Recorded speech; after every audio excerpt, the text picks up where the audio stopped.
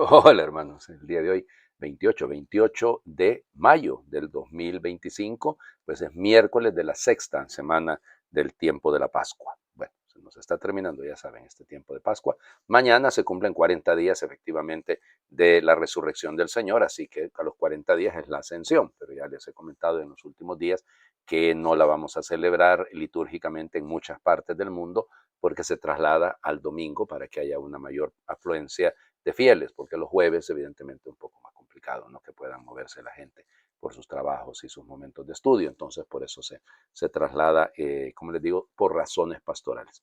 Bueno, a ver, miren, es complicado, pero siempre estoy tratando de buscar beatos o beatas para hablarles en estos días, insisto, por el tema de mañana no, mañana olvídense, mañana voy a hablar del que está ahí atrás, pero insisto, es un poco complicado, un poco complejo, porque cuesta encontrar a veces, pero esta me parece que es interesantísima. Se trata de la beata Margaret Paul, que nace en 1473, vamos, ella era hija del duque de Clarence y además de doña Isabel Neville, que era hija del conde de Warwick, del linaje de York, o sea que estaba emparentada con la casa real inglesa, para que me lo entiendan. Y luego a los 21 años se casa con Richard Paul, de ahí viene su apellido, ¿no? Tuvo 5 hijos con él, Henry, Godofredo, Arthur, Reginaldo, muy importante, porque este fue cardenal, fue también arzobispo de Canterbury, pero fue exiliado, ¿no? Porque el rey Enrique VIII lo va a exiliar. Y una muchachita que se llamaba, igual, Úrsula, creo que se llamaba. Bueno, igual. Y quedó viuda, ya para 1505 quedó viuda y entonces a ella le va a tocar criar a los hijos, ¿no? Bueno, entonces ya les digo, miren, cuando Enrique VIII llega al poder, ¿no? Porque muere su hermano Arturo, entonces, pues ella estaba emparentada con él, porque de hecho ella era prima de Isabel de York, que es la mamá de Enrique VIII. Entonces, para que vean, yo sé que los confundo un poquito con los nombres, ¿no? Pero así, fíjense. De hecho, fíjense que al inicio, eso siempre pasó con Enrique VIII, había buena relación con ella. Ellos, por el lado de su papá, había habido algunas acusaciones de traiciones de sus hermanos, igual que la familia Paul, del esposo. Es que, miren, esas intrigas en la Casa Real inglesa realmente atroces, ¿no? Atroces, una cosa terrible. Pero fíjense que el mismo rey la nombró condesa de Salisbury. Y esto es bien importante porque ella era, junto con Ana Bolena, las únicas, digamos, alrededor de la vida de Enrique VIII que eran de linaje. O sea que realmente, bueno, tanto es así que a ella le van a confiar la educación de la futura reina. No, ojalá hubiera sido Isabel. No, de María Tudor. De María Tudor. Bueno, y entonces, pero bueno, ya les digo, al principio es que Enrique VIII parecía un buen rey. Sí, nos pasó igual con Nerón, pero resulta que al final termina siendo increíblemente soberbio, lujurioso, ya sabemos, ¿no? Y entonces pasó de una cosa, cuando intentó anular su matrimonio con Catalina de Aragón. Catalina había estado casada originalmente con Arturo, ¿no?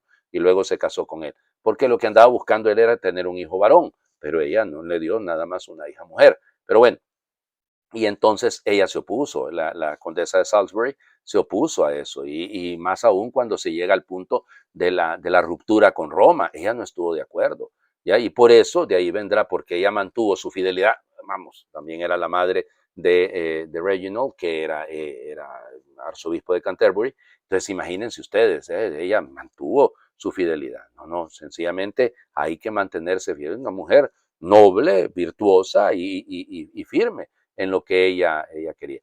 Fíjense que aunque tengo que ser muy honesto, ¿no? Desde el punto de vista, vamos, rigurosamente histórico, resulta ser que a Reginald, ella lo envió para que fuera educado por la iglesia, y a una temprana edad, era muy muchachito, y eso él lo resentía, él lo va a resentir porque no estuvo con su mamá. Pero bueno, ya les digo. En todo caso, el rey se va a oponer a ella porque ella lógicamente, miren, es un montón de situaciones, fue en contra de la familia Paul. Además, es que es interesante, les quitaron todas las tierras del sur de Inglaterra, que eran las de la familia de ella, porque tenían miedo de que por ahí fuera donde los invadiesen, tanto de Francia como del imperio, y bueno, ya, porque evidentemente desde el momento que rechaza a Catalina de Aragón, estamos hablando de que rechaza la Casa Real, ¿cómo se llama?, española, ¿no? Y entonces todo esto viene al punto. Miren, una situación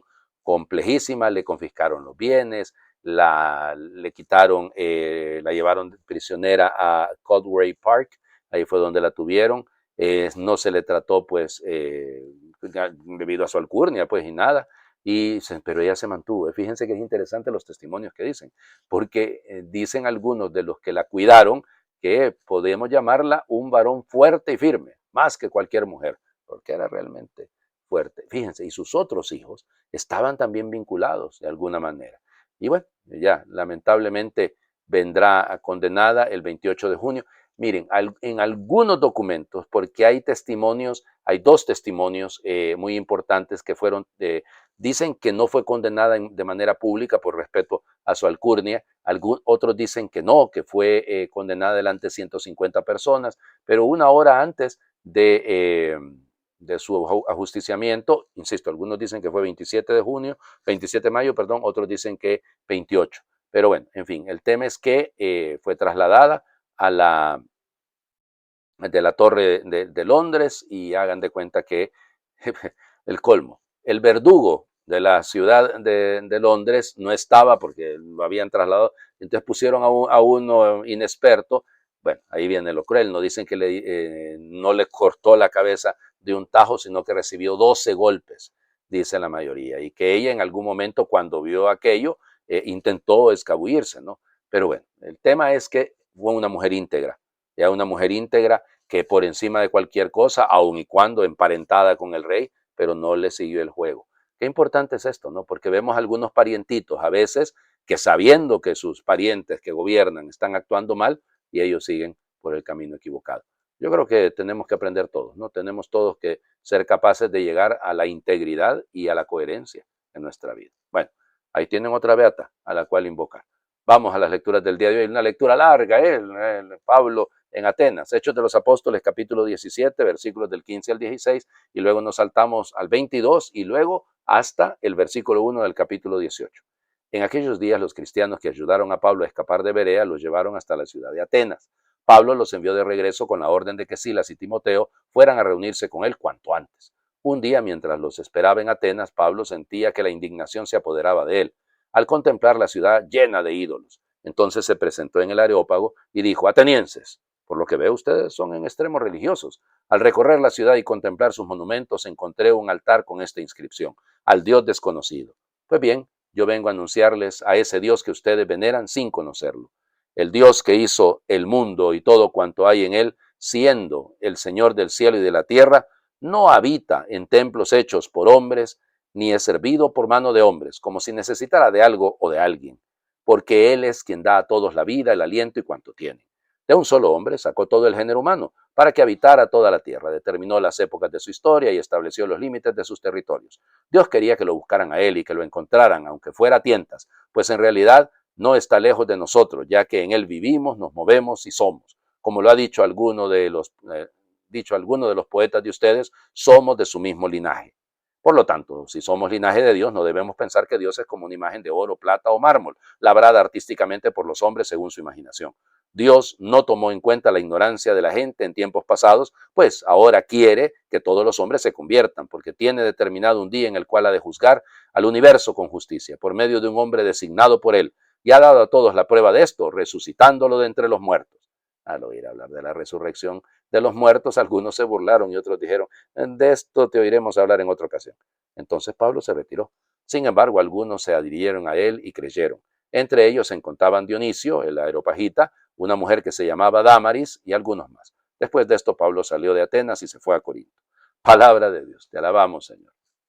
Discursazo el de Pablo en Atenas, Dios mío, muchacho, en serio que construyó muy bien el discurso, los fue llevando, los alaba porque son en extremo religiosos, y luego poco a poco los va llevando. Miren, el pensamiento que expresa Pablo ahí está muy cercano a la idea del neoplatonismo. Cuidado, es un Dios uno, creador, un Dios que es origen de todos, que bueno, y luego imagínense, va a llegar termina Pablo en quien somos, nos movemos y existimos, es una cita de un filósofo del siglo VI antes de Cristo, del siglo VI antes de Cristo, que se llamaba Epímenides de Creta. Él es de Creta, pero bueno, acuérdense que es la Magna Grecia, ¿no? Entonces, bueno, de Creta. Y entonces él es un poeta y lo cita. Y luego, cuando cita que somos de su mismo linaje, bueno, está citando a Arato de Solos, que es otro poeta, que este es estoico, es estoico, este Arato es estoico. Entonces ya les digo, Pablo construye un discurso bien hecho, se enfrenta al Areópago. El Areópago era el lugar donde se daban las discusiones políticas, las discusiones de la filosofía, claro, ahí no había mujeres, por eso cuando dice que se convirtió en una tal Dámaris, bueno, es que el autor es amigo, el autor del libro de los Hechos de los Apóstoles es amigo de Pablo, entonces claro, que tiene que ver que no fue tan fracaso el asunto, pero lo fue. Lo fue. Es decir, ustedes dirán, padre, ¿habrá sido ese fracaso producto del hecho que Pablo se puso a hablar al nivel de ellos, desde el momento en el que cita a dos filósofos? No, no creo que. Creo que es una construcción extraordinariamente bella, pero lamentablemente se equivoca en el momento en el que con mucha valentía habla de la resurrección en un ambiente en el que, imbuidos por el pensamiento platónico, había un rechazo al cuerpo porque era prisión del alma.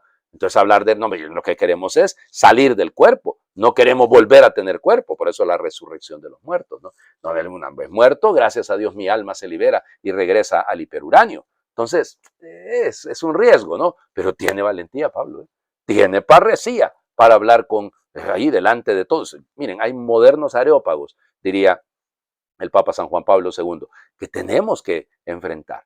Este es uno, este ambiente, ¿no? El ambiente de las redes sociales. Bueno, algunos de ustedes miran o escuchan la publicación de otra manera, ¿no? Pero por lo general, muchos la miran en YouTube y lo que sea, o en Facebook. Bueno, pues sí, pero este es un areópago, este es un ambiente que no es el ambiente de los templos, no es un ambiente distinto. Pero también, y claro, ¿cuánta gente no rechazará? Mira, desde el momento en el que miran que es un sacerdote el que va a hablar, no, lo vamos a escuchar hablar en otra ocasión.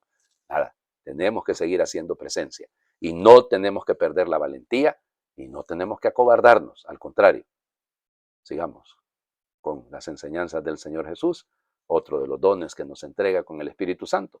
Capítulo siempre 16 de Juan, versículos del 12 al 15. En aquel tiempo Jesús dijo a sus discípulos, aún tengo muchas cosas que decirles, pero todavía no las pueden comprender. Pero cuando venga el Espíritu de verdad, Él los irá guiando hasta la verdad plena, porque no hablará por su cuenta, sino que dirá lo que haya oído y les anunciará las cosas que van a suceder. Él me glorificará, porque primero recibirá de mí lo que les vaya comunicando. Todo lo que tiene el Padre es mío, por eso he dicho que tomará de lo mío y se lo comunicará a ustedes. Palabra del Señor. Gloria a ti, Señor Jesús. Vamos por partes, si ya es un poquito tarde. Fíjense bien, ¿qué es lo que dice? Que hay muchas cosas, Paula, que el Señor que todavía no las ha dado a conocer. Bueno, aquí ¿qué es? ¿Qué es? Que el Espíritu Santo nos va a revelar cosas nuevas. No. Es que de repente la fuerza está en el verbo bastesos. Es decir, bastesein es soportar, es exactamente el mismo verbo que cuando se carga la cruz. Entonces, de ahí viene. Entonces, bastesein es este cargar, porque de repente no tenemos la madurez, no la tenían los apóstoles en ese momento, de captar todo lo que el Señor quería decirles. Por eso el Espíritu de la verdad, volvemos, el neuma tesaletheías, es decir, el Espíritu que lleva a la verdad, el Espíritu que nos lleva a la verdad, porque nos revela a Cristo. Nos recuerda a Cristo, nos enseña a Cristo. Y Él nos odegesei, Él no, odos, agó, es decir, Él nos va a llevar por el camino. Por eso las traducciones a veces dicen guiar. Sí, está bien, ¿no? Estamos, pero es el pedagogo va a ser el espíritu, ¿no? El que lleva al paidos, al niño, y lo va entrenando, lo va llevando por el camino correcto. Por eso odegesei, es ese término, es llevar por el camino que debe ser. Cuesta, pero es necesario. Y por eso el espíritu no va a hablar de sí mismo, sino que va a hablar de lo que escucha.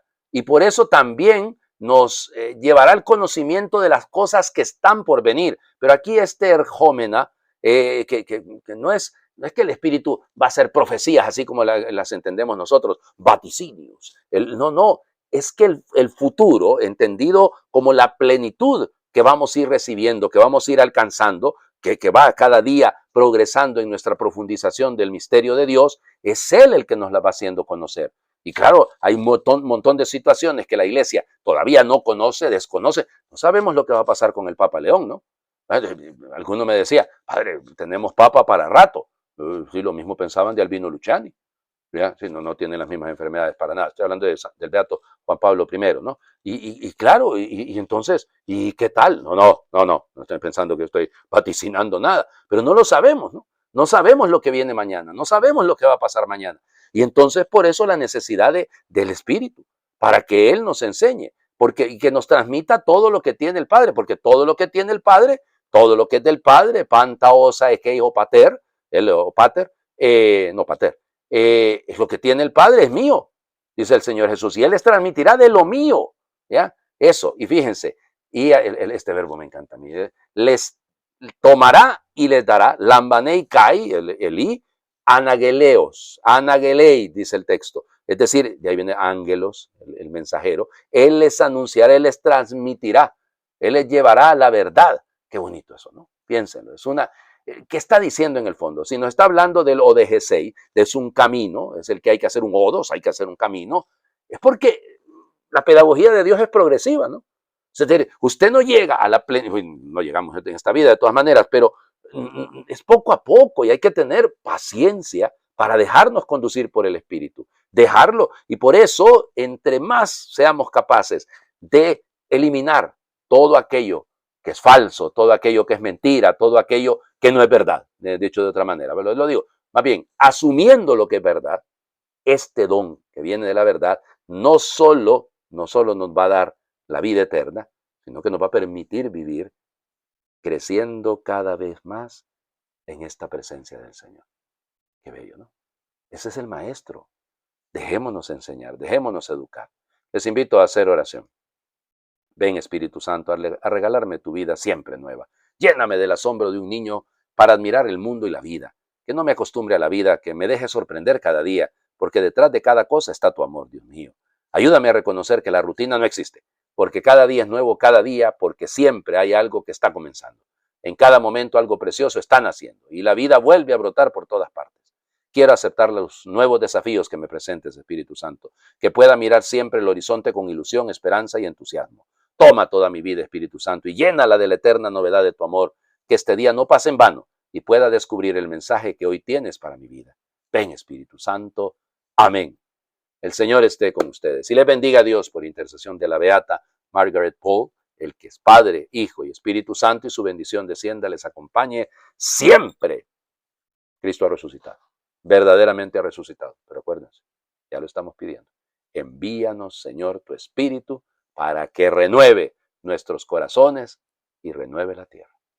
Feliz miércoles para todos.